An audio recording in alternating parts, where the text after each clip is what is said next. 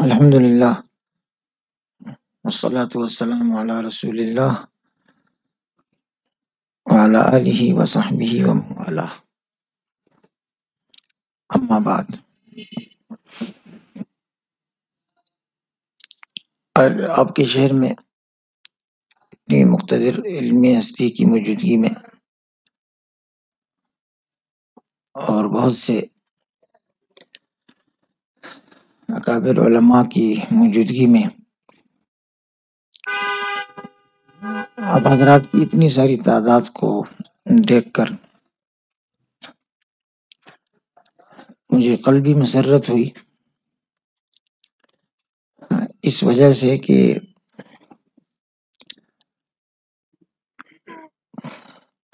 جس چیز کو ہوتے دیکھنا آدمی چاہتا ہے پھر وہ ہو نہیں رہی ہوتی ہے، اور ایک وقت آتا ہے کہ بہت اچھے طریقے سے ہونا شروع ہو جاتی ہے، تو اس سے جو مسرت ہوتی ہے وہ ایک انوکھی قسم کی ہوتی ہے. کچھ اسی قسم کی خوشی اور فرحت میں محسوس کرتا ہوں، اور یہ گزارش کروں گا کہ آپ حضرات نے وقت کے اس تقاضے پر جو لبیک کہا اور یہاں پر شرکت شروع کی. چند مہینے پہلے جب ہم آئے تھے تو اسی طرح کی حاضری تھی، آج پھر بھرپور حاضری ہے. اس سلسلے کو جاری رکھیں، کیونکہ معاشرے میں جس طبقے کا نام ہے عالم، اس کا اپنا ایک مخصوص کردار ہے، اور اس کائنات میں جو چیز اپنا مخصوص کردار ادا کرتی رہتی ہے اس کو اللہ تعالی کی تکوینی مشیت کی طرف سے ترقی ملتی ہے، وہ پروان چڑھتی ہے، وہ پھلتی پھولتی ہے.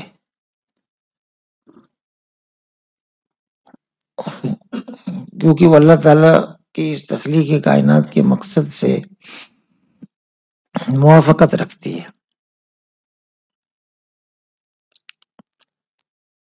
اللہ تعالیٰ نے یہ کائنات بنائی ہے، اس کو اپنے امر کن سے پیدا کیا، پھر اس کو اپنی تدبیر سے وہ چلاتے ہیں. تو اس میں جو کچھ وہ ہوتے دیکھنا چاہتے ہیں وہ انبیاء علیہ السلام کے ذریعے سے، پھر علماء کے ذریعے سے آگے انسانوں تک پہنچتا ہے. تو عالم کا مخصوص ایک کردار ہے کہ اللہ تعالیٰ جو کچھ اس دنیا میں ہوتے دیکھنا چاہتے ہیں وہ ہو، بھرپور طریقے سے ہو، آسان طریقے سے ہو.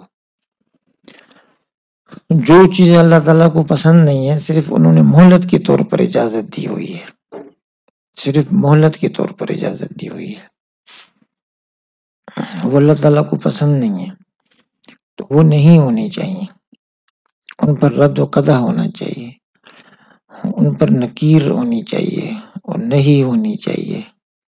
اور وہ چیزیں خود بخود ختم ہوں گی، لیکن اللہ تعالیٰ کسی سعادت مند کو قبول کرتے ہیں کہ اس کے خاتمے کے لیے وہ اپنے آپ کو پیش کرے، کھپائے، اپنا سب کچھ اس پر لگائے اور اللہ تعالیٰ کی رضا کو حاصل کرے.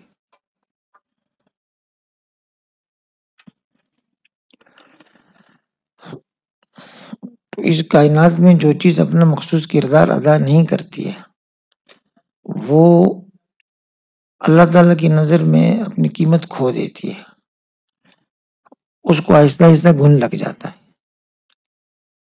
پھر وہ فاسد ہو جاتی ہے، پھر باطل ہو جاتی ہے، پھر معدوم ہو جاتی ہے. تو اللہ تعالیٰ اس کائنات میں حق کو غالب دیکھنا چاہتے ہیں، حق کا بول بالا دیکھنا چاہتے ہیں. وَمَا خَلَقْنَا السَّمَاوَاتِ وَالْأَرْضَ وَمَا بَيْنَهُمَا إِلَّا بِالْحَقِّ. باطل کو نہیں پنپتے دیکھنا چاہتے اللہ تعالیٰ. باطل کو تو ماضی اس لیے اللہ تعالیٰ نے پیدا کیا ہے کہ اس نے ایک متعین وقت تک مہلت دینی تھی. اہل حق کی آزمائش یہ تھی کہ وہ حق کے غلبہ کے لیے جس چیز کی جہاں ضرورت ہے اس کو پیش کریں، اور باطل والوں کو اللہ تعالیٰ جو دیتے ہیں، ایک وقتی طاقت دیتے ہیں، وقتی شہرت دیتے ہیں، اس میں ایک ہیبت بھی ہوتی ہے اور اس میں ایک افتخار اور اعزاز بھی ہوتا ہے، اور دنیا والے دوڑے جاتے ہیں اس کے پیچھے.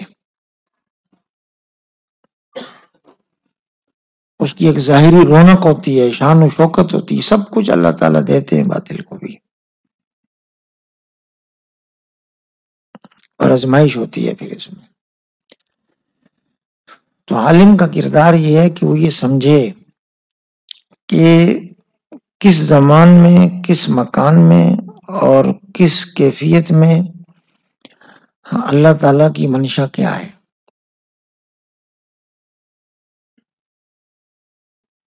پھر اس کو اللہ تعالیٰ نے جو کچھ نوازا ہے اس کو لے کر پھر وہ قربانی دینا شروع کرے، محنت کرنا شروع کرے، اور جو کچھ اس کے پاس ہے اس کو پیش کرے. حضرت ابراہیم علیہ السلام اس کی سب سے بڑی مثال ہے کہ انہوں نے جب سب کچھ لوٹا دیا، جو کچھ ان کے پاس تھا اور جو کچھ کسی انسان کے پاس ہوتا ہے اور اس کو وہ اپنے لیے قیمتی سمجھتا ہے، وہ سب کچھ اللہ کے نام پر انہوں نے لوٹا دیا. تو بظاہر جو چیز لٹ جاتی ہے وہ ختم ہو جاتی ہے، لیکن یہی تو ساری بات ہے کہ اللہ کی خاطر جب لٹتی ہے تو پھر وہ باقی رہ جاتی ہے.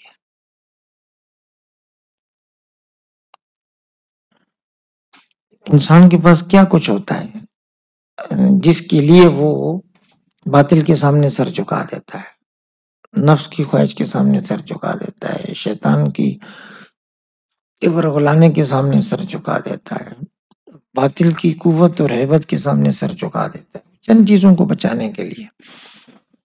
وہ حضرت ابراہیم علیہ السلام نے لوٹا دی. تو ملت ابراہیمیہ کے جو وارث ہیں وہ ان کے لیے سب سے بہترین مثال، اعلیٰ ترین مثال، سبق آموز ترین مثال حضرت ابراہیم علیہ السلام کی شخصیت ہے کہ انہوں نے حق کا پرچم بلند کیا،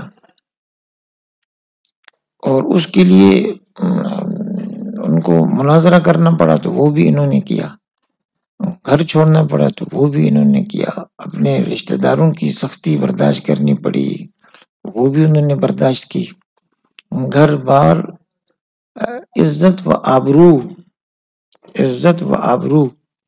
جان و مال، وطن، اولاد، جو کچھ انسان کے پاس ہوتا ہے سب کچھ کو انہوں نے قربان کرنے کی اعلیٰ ترین مثال قائم کی، اعلیٰ ترین.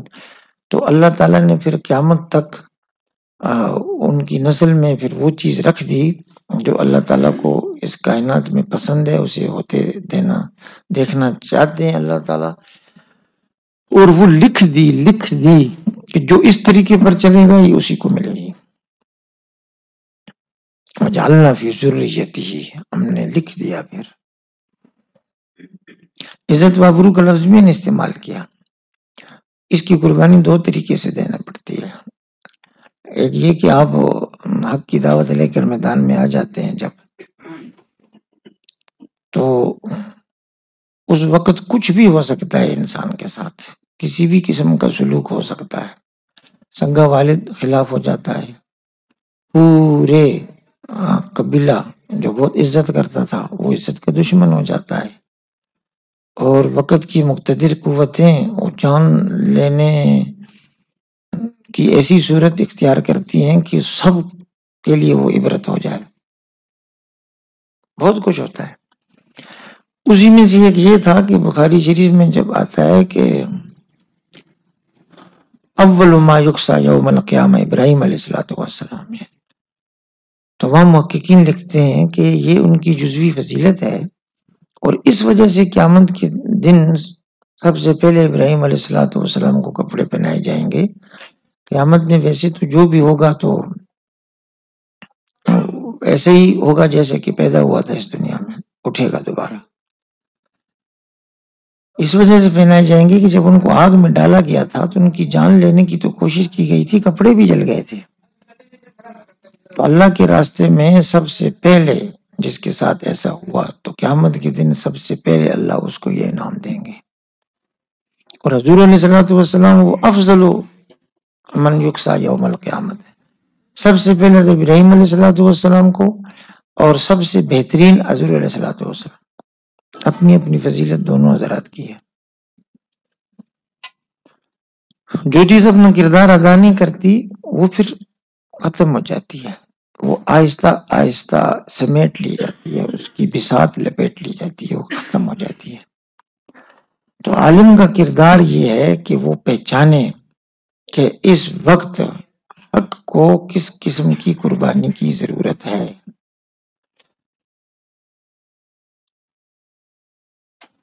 اس کے لیے اپنے آپ کو تیار کرے، اس کے لیے اپنا سب کچھ پیش کرے، اس میں کسی قسم کی کسر نہ چھوڑے. یہ ہے ہماری بقا کی ضمانت، اس میں ہے. دنیاوی اعتبار سے جتنے بھی ہم کسی چیز میں کسی سے پیچھے ہوں، اس سے ہماری بقا کا تعلق نہیں ہے، اس سے ہماری ترقی کا تعلق نہیں ہے. ایک عالم نامی انسان کی بقا اور ترقی، نجات اور فلاح وہ صرف اس میں ہے کہ جس مقصد کے لیے اسے یہ علم کی نعمت دی گئی تھی اس مقصد کو وہ پورا کرتا ہے یا نہیں. وہ مقصد کیا ہے کہ حق کے مقابلے میں فتنے وہ شکلیں بدل بدل کر سر ابھارتے ہیں. کسی فتنے کے ڈانڈے کسی بدعقیدگی سے جڑ رہے ہوتے ہیں، کسی باطل نظریے سے جڑ رہے ہوتے ہیں، کسی مخالف حق کسی دعوت سے جڑ رہے ہوتے ہیں. وہ بدل کر اس دنیا میں وجود میں آتے رہتے ہیں. کبھی اصل ایک ہوتی ہے اور شکلیں بدلتی رہتی ہیں. بنیاد ایک ہوتی ہے اور آگے اس کے فتنہ انگیزی کے اثرات وہ بدلتے رہتے ہیں. تو ایک عالم کا بنیادی کام یہ ہے کہ وہ اس پر نظر رکھے کہ اس کے جتنے روایتی کام ہیں، جتنے روایتی خدمات ہیں اس معاشرے میں، ان سب خدمات میں سے افضل ترین خدمت وہ ہوگی کہ ان روایتی خدمات کے ساتھ ساتھ وہ انقلابی کام بھی کرے جو اس وقت کی، اس زمانے کی، اس علاقے کی، ان لوگوں کی جو اس کے ذمے میں لکھ دیے گئے ہیں کہ ان کے بارے میں سوال آپ سے ہوگا، ان کی کیا ضرورت ہے.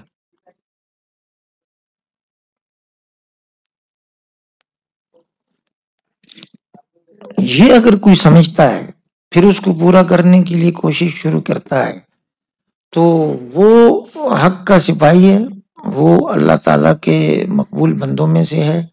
اور اس نے جس مقصد کے لیے اللہ تعالیٰ نے اس کو علم دیا تھا، جس آزمائش کے لیے علم دیا تھا، وہ اس میں پورا اتر گیا. اب ہمارے مدرسے سے کوئی آدمی جب فارغ و تحصیل ہوتا ہے تو اس کی روایتی خدمات کیا ہوتی ہیں، اور ان روایتی خدمات کے اندر اس کی نجات کا مدار کس چیز پر ہے. دونوں باتوں کو سمجھنا چاہیے.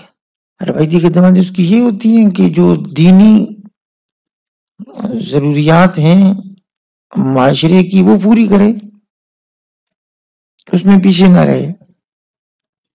بقیہ چیزیں نہ اللہ تعالیٰ کی طرف سے اس سے مطالبہ ہے اور نہ بندے اس سے امید رکھتے ہیں. نہیں، ایک عالم کا کام کیا ہے کہ اگر کوئی قرآن اچھا پڑھا ہوا سننا چاہتا ہے تو یہ حافظ صاحب، قاری صاحب کو آگے آ جانا چاہیے، کیونکہ اس کائنات میں قرآن کو سنے جانے کی خواہش یہ پیدا ہوتی رہے گی. یہ انسان کے اندر ایک فطری تقاضا ہے کہ جب اللہ نے اس کی ہدایت کے لیے قرآن اتارا ہے تو اس کو سننے کا شوق اس میں وقتاً فوقتاً پیدا ہوتا رہے گا. جیسے زمین پیاسی ہو جاتی ہے اور ویران ہو جاتی ہے، اس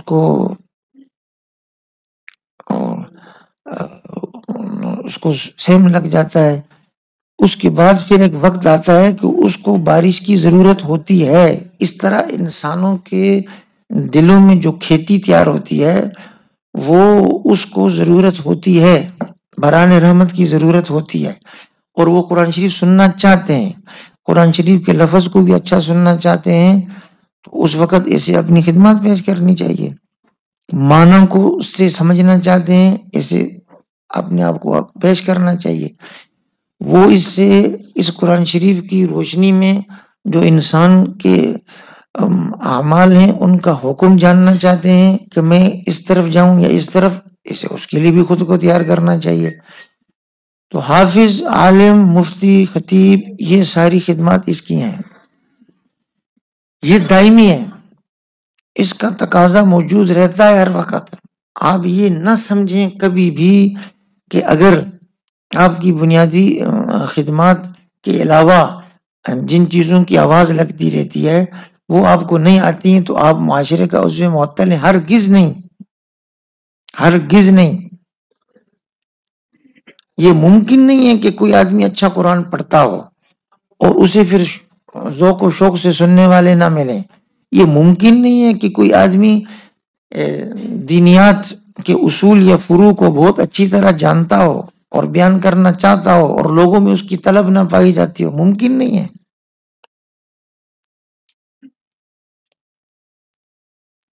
پائی جاتی ہے. ان روایتی خدمات کے ساتھ ساتھ جو کرنے کا کام ہوتا ہے وہ یہ ہوتا ہے کہ فتنے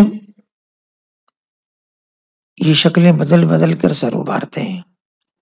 تو جس جگہ کوئی نبی علیہ الصلوۃ والسلام کا وارث موجود ہے وہاں کے امتی جس طرح سے ان کی اس چیز کو پوری کرنا اس کی ذمہ داری ہے کہ وہ جاننا چاہیں کہ اللہ تعالیٰ ہم سے کیا چاہتے ہیں، یہ بتائے انہیں.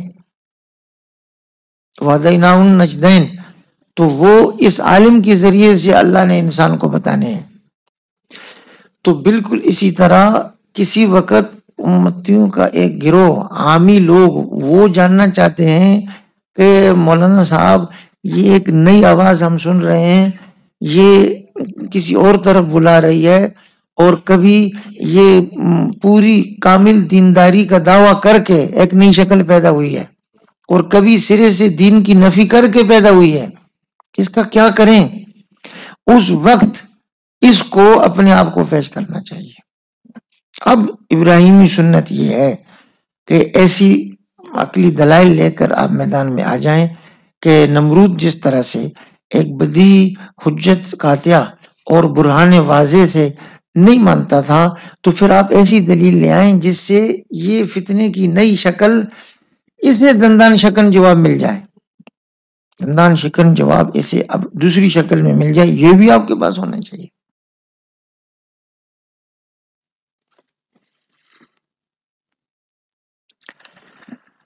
تو ہمارے زمانے میں یہ ایک بات ذرا سی زیادہ چل پڑی تھی.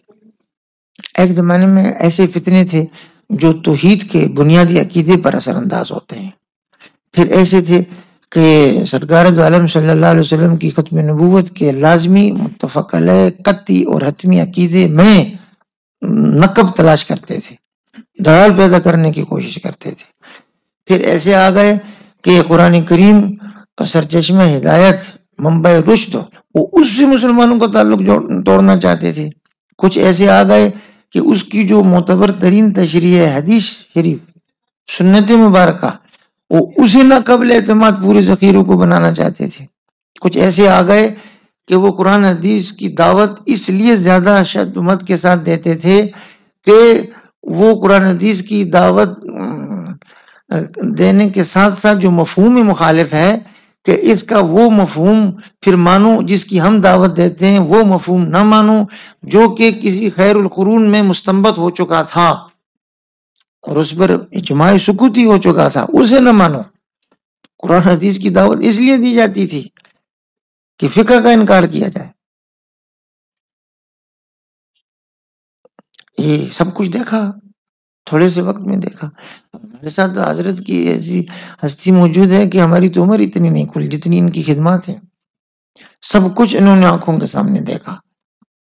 اور اس کے بعد کرتے کرتے اب یہ وقت آ گیا کہ ایک نئی شکل میں وہ جس طرح ایک کیاری میں غیر ضروری گھاس پھوس اگتے رہتے ہیں یا خیال نہ رکھا جائے تو پھر زہریلی جڑی بوٹیاں بھی اگ جاتی ہیں جو اس پودے کو مطلوب درکار ساری طاقت چوس کر اور اس کو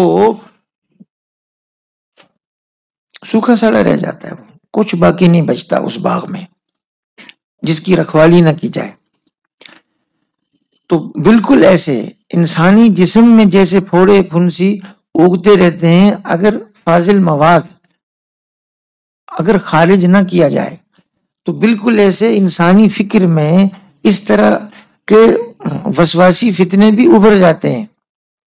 اور حیرت کی بات یہ ہے کہ وہ اتنی قوت کے ساتھ اٹھتے ہیں اور ان کے پیچھے ظاہری، ہمیشہ ظاہری طاقت، دلیل کی اور ظاہری طاقت اپنی طرف کھینچنے کی کشش کی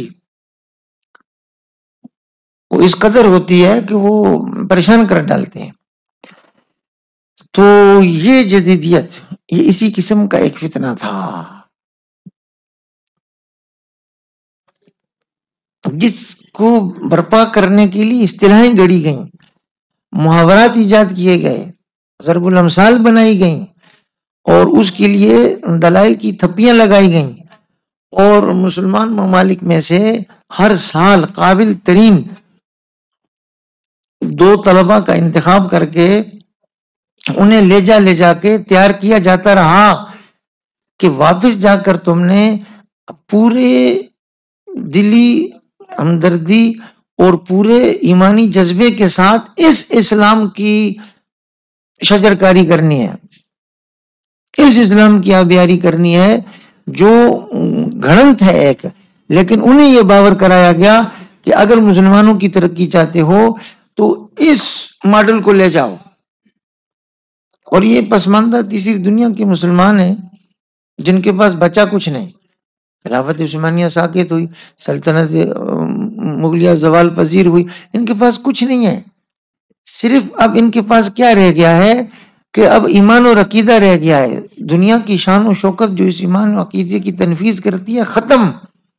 تو انہیں یہ سمجھایا گیا کہ اب تم یہ ہمدردی کرو ان کے ساتھ کہ جو چیز رہ گئی ہے یہ بذات مزجات بچی کھچی پونجی لٹ چکی ہے، جو اس لٹ چکی خزانے کا باقی ماندہ اس کو لوٹو، یہ بتا کر کہ ہم اس کی اصل رکھوالے ہیں۔ غزل کی انتہا ہے۔ تو اب حضرات نے ماشاءاللہ یہاں آنا شروع کیا اور اب دیکھ سکتے ہیں ہمارے بزرگ مہمان اللہ تعالیٰ کی رحمتوں کا سایہ ہے جن پر کہ آپ مسلسل اب آ رہے ہیں۔ تو اس معاشرے میں اللہ تعالیٰ نے اتنے سارے لوگوں میں سے اس علم کے لیے جو اس نے 7 آسمانوں کے اوپر سے نازل کیا اور اس علم کے مطابق ڈھل جانے کے لیے اس کائنات کی بقا کو مضمر کیا، اس بڑی نعمت جو آپ کو دی تھی، تو مجھے اس پر بڑی خوشی ہے۔ میں واپس اپنے پہلے جملے کی طرف لوٹ جاؤں گا کہ آپ حضرات میں اس دور کے علماء میں، طلباء میں اور دین کے داعیوں میں یہ شعور پایا جاتا ہے کہ اپنی روایتی خدمات کو بہت مضبوطی سے، بہت استقامت سے اور اپنے قدیم ترین طریقے کے ساتھ کرتے چلے جانے کے ساتھ ساتھ یہ بھی ضروری ہے کہ ہم اس بات پر نظر رکھیں، کان دھریں، سوچ و فکر کو عمل میں لائیں کہ وہ جو فرض ہمارا اصلی ہے روایتی ادا کرنا، وہ اس وقت ہم سے ایک تقاضا کر رہا ہے۔ تو ہمیں سب سے پہلے اس فتنے کو سمجھنا ہے، پھر اس کے تار پود کیسے بکھیرے جائیں گے اس میں مہارت حاصل کرنی ہے، پھر اس کے بعد جہاں جس شکل میں بھی اب ضرورت ہوگی اور اپنی پوری ذہنی عملی قوت کے ساتھ حق کے بول بالا ہونے کے لیے ہم نے اپنے آپ کو کھپانا ہے، اپنے آپ کو مٹانا ہے، اپنے آپ کو فنا کرنا ہے۔ جو کچھ ہمارے پاس ہے جب تک اللہ تعالی کے سامنے ہم اس کو قربان کرنے کے لیے پیش نہیں کریں گے، اس وقت تک پوری نصرت نہیں آئے گی۔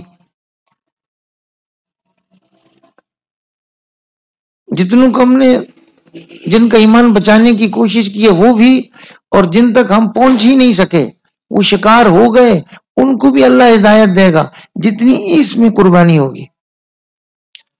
تو وقت کی قربانی آپ حضرات نے دی، محنت اور مشقت برداشت کی۔